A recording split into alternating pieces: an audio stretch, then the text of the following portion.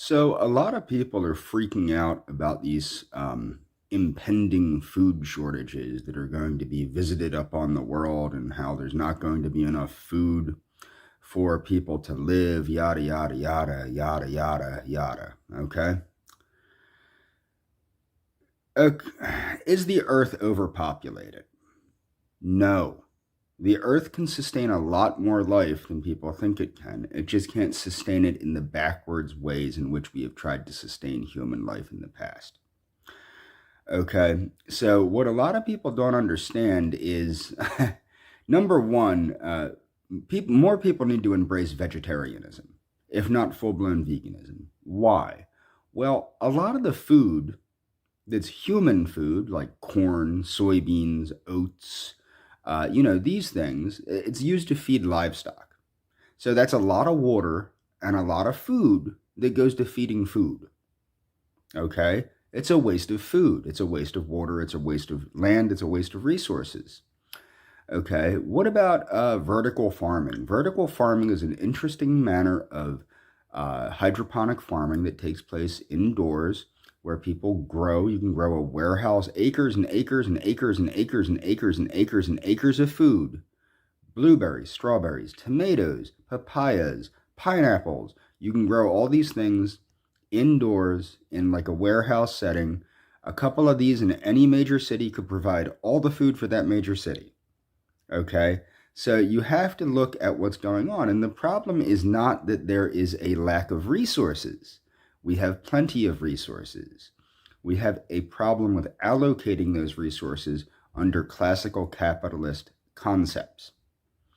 This is why I'm anti-capitalist. This is why I am pro what I call techno-communism. Now, I'm not technically ideologically a communist. I'm more so, people know what my ideology is. I'm more so a third positionist. But my point is, I do call myself a communist with US values just because you can say you're a communist. Say you're a third positionist too much and you might find yourself in a little bit of trouble. But my point is that what you need to do is you need to consider this. Do we have a lack of resources? No, we're in a post-scarcity world. Do we have a lack of water? No. We can desalinate water. We can take the salt out of the water. Do we have a lack of land? No. We have huge swaths of land that are unpopulated, that can be populated with the technologies we have now. We could reforest the deserts. As I had pointed out before, the People's Republic of China is foresting the mountains of Tibet with a thing called Groasis, which I believe is a U.S. company, and they're using it to prevent landslides and things of that nature. We could be doing this same thing in our arid regions and our everywhere. We could be doing this. We could turn our arid regions into tropical regions and make them productive.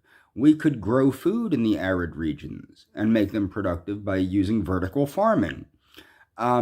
We could desalinate. I still can't understand why every coast in the United States is not desalinating gallons and gallons and gallons and gallons and gallons of water.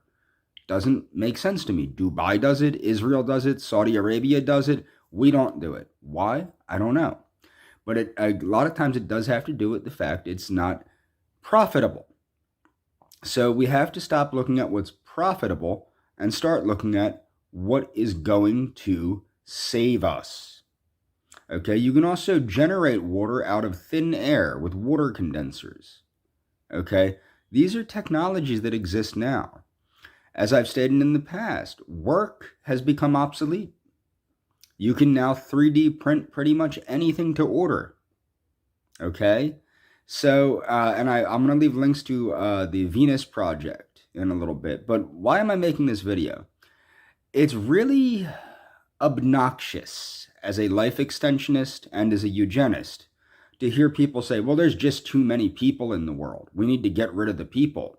We need a mass die-off. And this is people will go, well, the problem with life extension is the world will become overpopulated.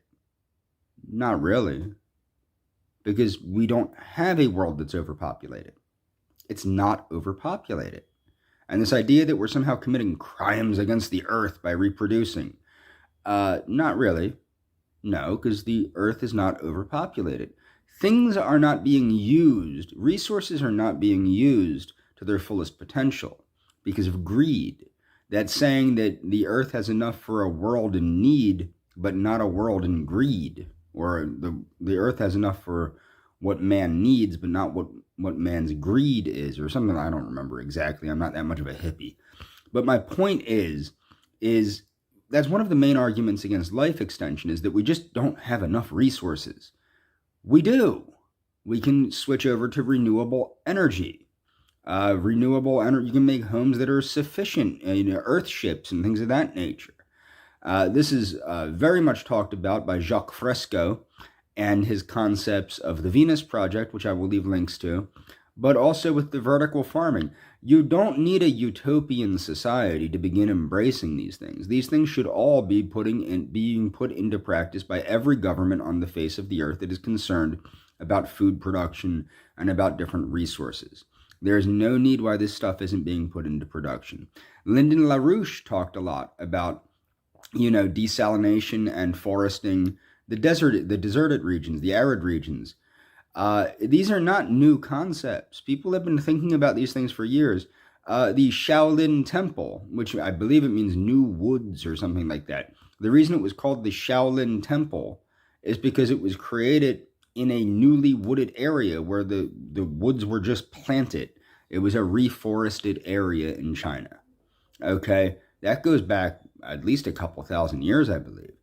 My point is that these things should be embraced. We need to start thinking in a post-scarcity world and not a current, the view that we have now, which is a pro-scarcity worldview, because that's not how we should be living. And that's all for this video.